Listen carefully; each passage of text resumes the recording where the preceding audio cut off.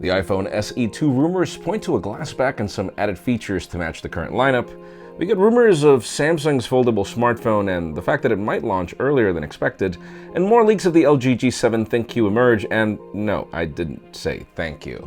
I'm Jaime Rivera, and Thursdays are Fridays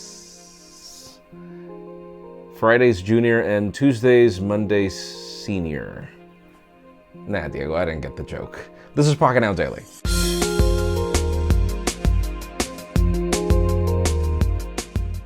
The official news today begin with deals. If you want to get yourself a brand new Samsung Galaxy S9 or S9 Plus, in Samsung's online store you can currently find $150 off for pretty much the regular variant, and then pretty much $200 off on the Galaxy S9 Plus, though there's a catch. This is the AT&T locked version. You can learn more in the description. Now let's talk about the LG G7. As Evan Blass has already chimed in, pretty much we're getting ready for a launch, I guess.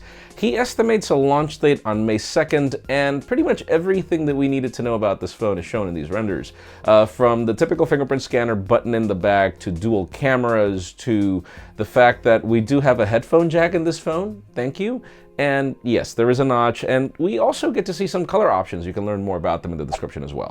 Now let's talk about Samsung's Galaxy X, that foldable smartphone that we're expecting at some point. We were hearing 2020, now we're hearing probably 2019. And bear in mind, apparently this phone will bring 3 screens, not 2. It's going to be foldable, but there are going to be 3 screens. All 3.5 inches. Apparently the external display will serve for notifications. Okay, that's cool. Actually, the idea is interesting. You can extend the display to turn it into a 7-inch tablet. All right, I'm already curious. Let's see what we get.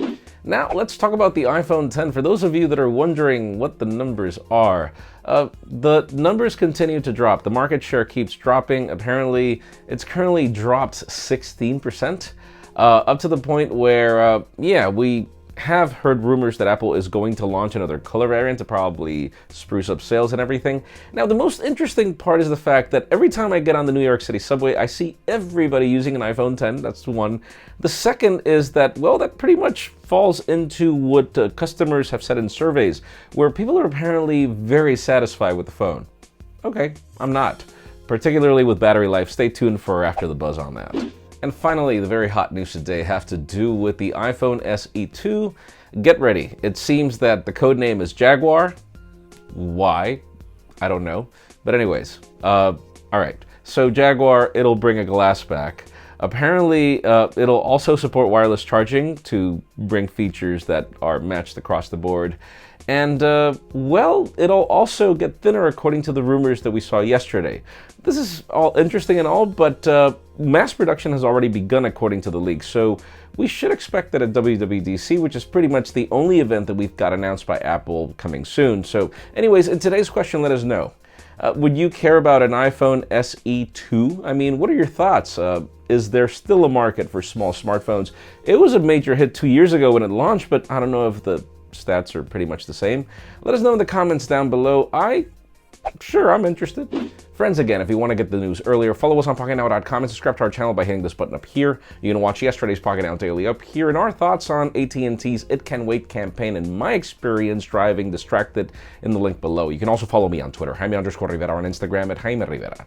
Please give this video a thumbs up if you like what you saw. I'm Jaime Rivera. Thanks so much for watching. We'll see you tomorrow.